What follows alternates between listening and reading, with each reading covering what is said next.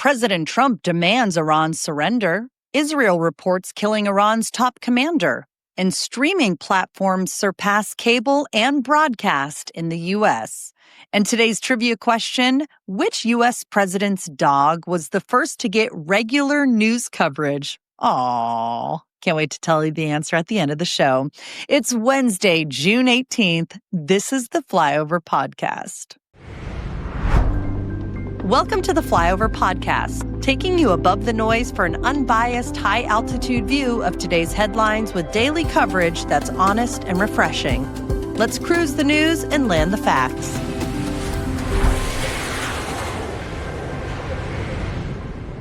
Good morning. It's Wednesday, and we've made it halfway through the work week. Thank you for finding the Flyover Podcast. Are you feeling a little burnt out lately? Don't worry, because I have some helpful tips and book recommendations in today's Rotator section. But until then, sit back, relax, and let's take off with the biggest headlines of the day. President Trump demanded Iran's, quote, unconditional surrender Tuesday, seeking a complete give-up to end the Israel-Iran conflict, not just a ceasefire. After cutting short his G7 summit trip in Canada, President Trump returned to Washington for Situation Room talks, hinting at possible U.S. airstrikes on Iran's nuclear sites. He posted on Truth Social that the U.S. knows where Iran's supreme leader is hiding but won't kill him for now, warning, quote, our patience is wearing thin. Trump vetoed an Israeli plan to assassinate Khamenei, fearing it would inflame the conflict. Israel's military said it killed Major General Ali Shadmani, Iran's wartime chief of staff, in a Tehran strike on Monday. Since Friday, Israel's offensive has killed over 20 senior Iranian commanders and 6 nuclear scientists. Tehran's residents face massive traffic jams fleeing the city. New York City Comptroller and Democratic mayoral candidate Brad Lander was arrested Tuesday by ICE agents outside a Manhattan immigration court after trying to block the detention of an immigrant. Lander refused to release the man without a judicial warrant, leading to a scuffle that was caught on video. He was held for several hours, but released after charges of assaulting and obstructing federal officers were dropped. In the New York City mayoral race, Lander polls third at 18%, while former Governor Andrew Cuomo leads with 39%, and Assemblymember Zohran Mamdani follows at 25%. As early voting continues before the June 24th primary, Lander's campaign aims to capitalize on recent momentum. And streaming services surpassed cable and broadcast TV in the U.S. viewership for the first time, grabbing 44.8% of screen time in May of 2025. Cable held 24.1%, broadcast 20.1%, totaling 44.2%, with video games and DVDs filling out the rest. YouTube and Netflix accounted for nearly 20% of viewing, while free ad-supported services like Tubi, Roku Channel, and Pluto TV drove the surge. The shift reflects cord-cutting trends, with 38% of U.S. households now streaming only, up from 31% in 2023. By the way, younger viewers, around the ages of 18 to 34 years old, spend 60% of TV time on streaming.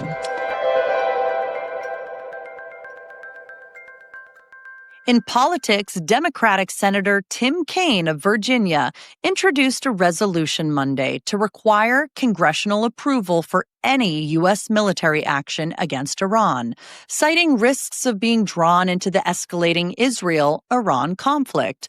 Kaine's resolution, co-sponsored by Senators Chris Murphy and Ben Cardin, invokes the 1973 War Powers Act to prevent unauthorized strikes, fearing a repeat of past Middle East wars.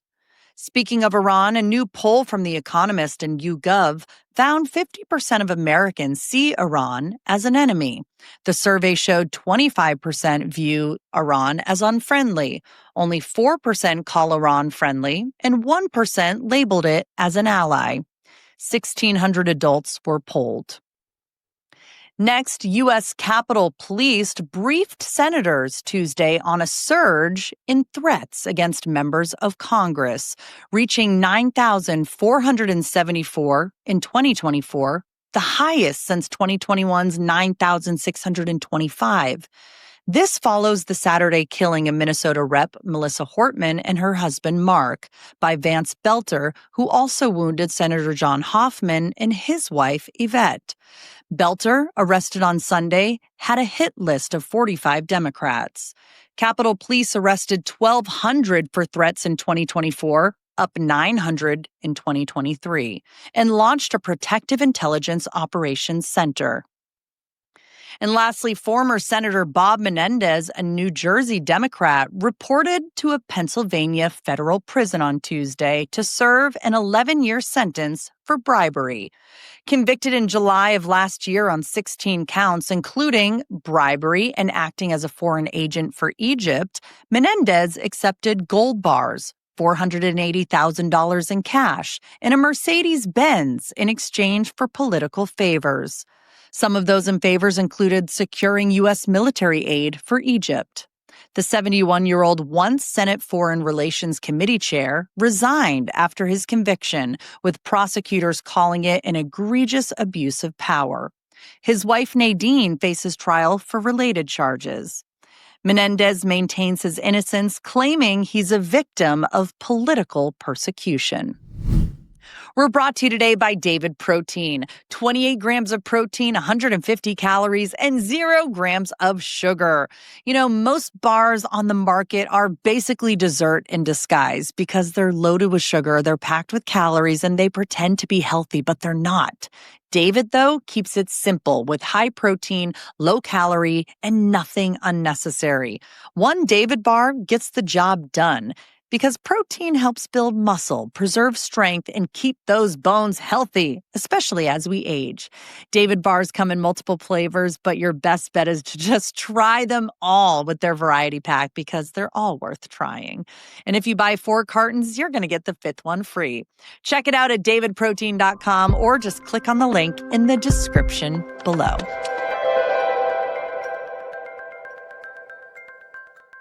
Welcome to the podcast extra section. These are some stories just for listeners of the Flyover Podcast that you won't find in the email edition. First, Homeland Security Secretary Kristi Noem was rushed to a Washington, D.C. hospital by ambulance on Tuesday after suffering an allergic reaction. DHS spokesperson Tricia McLaughlin said Noem is alert and recovering. The cause of the reaction, though, is unknown, and no further medical details were released. And this is going to sound a little kooky, but your grass is trying to tell you something. Seriously, if you start seeing weeds grow in your lawn, each type of weed is actually trying to tell you something about your soil health and the environmental conditions that they're living in. For example, dandelions suggest compacted soil needing aeration. Crabgrass thrives in nitrogen-poor environments. Plantain indicates low fertility. Gardeners can use weeds to diagnose lawn issues like pH imbalances instead of just removing them. Organic fixes like clover seeding can also improve your soil. So next time your lawn is trying to tell you something, maybe you should listen. I'm actually going to tell my husband all about this afterwards. And how much do you love your dog? A lot of us have dogs out there. Do you love your dog so much that you would want to extend its life? Loyal, a San Francisco biotech startup, is developing drugs to extend dog lifespans, with 3 treatments in various stages of clinical trials targeting different age groups and breeds. Early trials on 130 dogs showed a 15% lifespan increase. The FDA approved a larger study, so that's good news, and it's going to happen sometime this year, aiming for a market release by 2026. Costs could hit $1,000 yearly.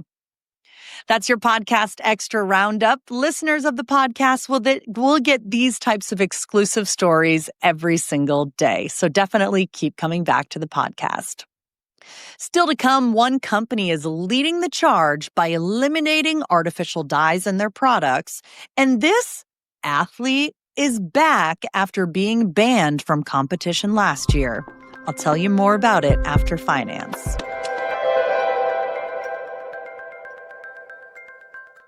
In finance, the Federal Reserve began its two-day meeting on Tuesday. Officials are expected to keep interest rates at 4.25% to 4.5%. Rates have held steady since December of 2024. Markets anticipate 2 rate cuts in 2025. Inflation remains at 2.4%. Next, Kraft Heinz will eliminate artificial dyes from U.S. products by 2027. The company announced the move yesterday. New products won't contain dyes effective immediately. The shift follows consumer demand for natural ingredients. Because of this, Kraft Heinz stock rose 1.2%. And AI use in workplaces nearly doubled since 2023 per a Gallup survey. Adoption jumped from 21% to 40%. Companies use AI for data analysis and customer service. Employees report 15% higher productivity. Concerns over job displacement still persist. By the way, do you use AI? I would love to know. Comment in the comment section below. Here's how the stock market did yesterday. Stocks took a hit across the board on Tuesday, with the Nasdaq falling 0.91%, the S&P 500 down 0.84%, and the Dow Jones dipping 0.70%. Bitcoin also dropped more than 2%, now trading just above $104,000. Meanwhile, gold saw a slight uptick of 0.25%, continuing its steady climb. The big mover of the day, though, Sero Therapeutics, which surged nearly 190% after the FDA granted orphan drug designation to its lead leukemia treatment, major momentum for the biotech firm. Here's what's happening in your sports news today. Arkansas pitcher Gabe Wood threw a no-hitter Monday night in the College World Series. Listen to this. He struck out 19 batters against Murray State. It's the first CWS, which is College World Series, no-hitter since 1991. Wood threw 132 pitches, allowing only 2 walks. His performance led Arkansas to a 7-0 win. By the way, you can read all about his performance and what his coach said about him in the show notes below. Speaking of baseball, Dodgers star Shohei Ohtani pitched 1 inning Monday against the Padres. It was his first time pitching since joining the team in 2023. He allowed 1 hit and struck out 2. Ohtani, recovering from 2023 elbow surgery, threw 15 pitches total. The Dodgers won 6-4. And the fact that this is sports news is, I'm sorry to say it, but it's kind of funny to me. I guess eating a lot of hot dogs really fast is a competition, and news just came out that Joey Chestnut will compete in Nathan's famous hot dog eating contest this July 4th. He announced his return on X on Monday. Chestnut, by the way, was banned in 2024 over a plant-based sponsorship. The 16-time champ aims for a 9th straight title. He ate 76 hot dogs in 2021, by the way. I don't know if you knew that. In science and technology, the summer solstice arrives Friday at 10:42 p.m. Eastern Time. It marks the Northern Hemisphere's longest day. The sun reaches its highest point, giving 15 to 17 hours of daylight in the U.S. Ancient cultures celebrated it with festivals. Modern observances include Stonehenge gatherings. Next, a 10-year study in Frontiers in Psychology found dark personality traits like narcissism and psychopathy vary by U.S. state. Louisiana, Nevada, Delaware, and Washington, D.C. show the highest concentrations. Societal stress like economic inequality boosts these traits. The study used 1.6 million personality tests. Rural areas score lower. It's fascinating. Next, Bit Pong, a high-tech table tennis game, blends classic play with LED visuals and AI. Sensors track paddle hits across 7 game modes. Retro graphics light up the table. It's designed for arcades and personal homes, costing $2,500. Crowdfunding raised $150,000.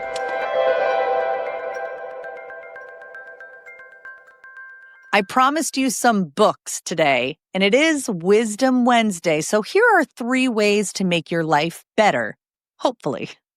First, productivity writer Darius Foreau shared 10 practical answers to 10 powerful questions in a 2018 blog post. He calls discipline the most important skill. He recommends Mediations by Marcus Aurelius as the must-read book. Foreau suggests investing in index funds for wealth building. He advises against chasing trends to avoid failure. He also claims that daily journaling sharpens self-awareness. So hopefully those are tips that you can all read about, and you can read about them in today's show notes below. Next, Annie Duke, a poker champion and decision scientist, offers a framework for quit or stick decisions in her book called Quit. She urges setting kill criteria like a $2,000 poker loss limit to quit early. Duke suggests using quitting coaches for accountability. Her approach counters escalation bias, where people stick to failing paths. She cites her PhD in cognitive psychology for rigor. And then lastly, extracurricular coach Lisa Speransky, who's guided teens to Ivy League schools, warns parents about 4 different college admission traps. Are you listening? The first, don't overpack kids' schedules with activities, okay? How about this one? Avoid generic essays lacking personal voice. Third, don't chase passion projects just for the resumes. And lastly, steer clear of unethical consultants promising admission. Her advice, based on 15 years of experience, stresses authenticity. With the school year wrapping up for many students, I think that this is great advice. Coming up, there's a new Corvette on the market. How much is it going to cost, though? I'll tell you right after this.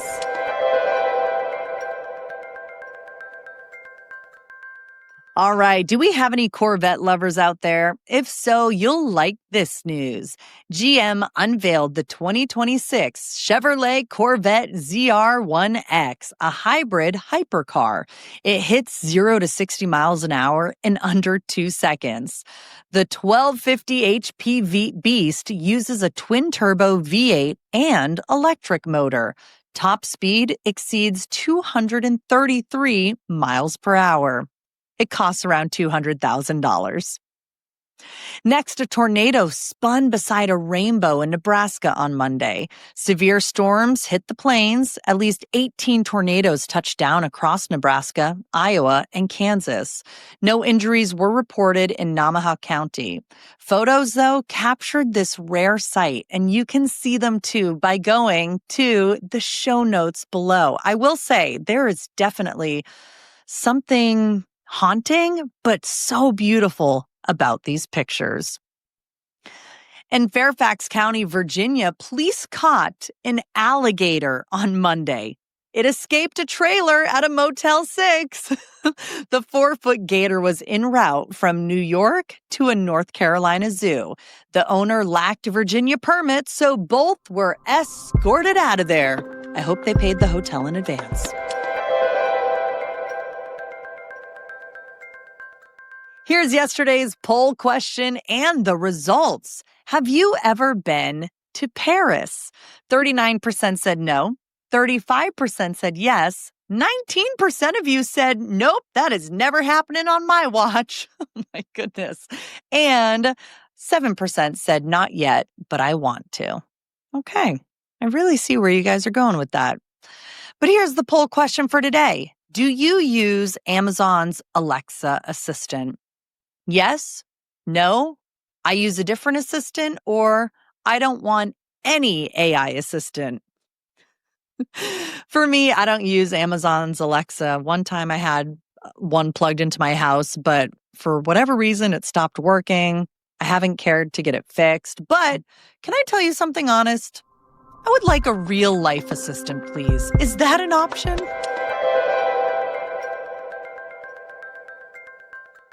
Maybe a dog could be my assistant, by the way. Speaking of dogs, here's today's trivia question. Which president's dog was the first to get regular news coverage? The answer is Warren G. Harding's dog, Laddie Boy, an Airedale Terrier, was the first White House pet to get coverage from the newspapers. Harding served from 1921 to 1923. See, I knew you would learn something new today. That's a wrap for today's Flyover Podcast. Don't forget to share with a friend, with a family member. If you learned something new today, tell a coworker about it. We love seeing new people land on the Flyover Podcast. I will be back tomorrow with more headlines of the day, more podcast extra stories. And until then, thanks for flying with us.